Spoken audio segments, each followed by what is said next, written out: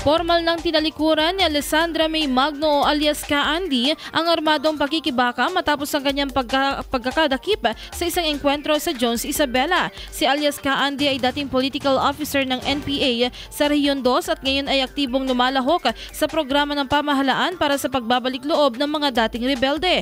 Sa ginanap na pagbisita ni Presidential Advisor on Peace, Reconciliation and Unity, Carlito G. Galvez Jr. sa Camp Melchor F. de la Cruz, ipinahayag ni Ka Andy ang kanyang kagustuhang mamuhay ng payapa at muling makapiling ang lipunan bilang isang produktibong mamamayan.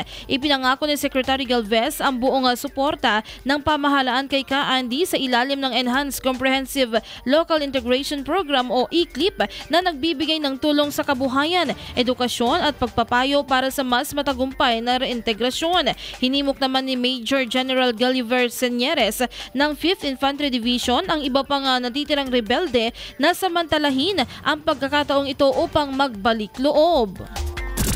IFM News.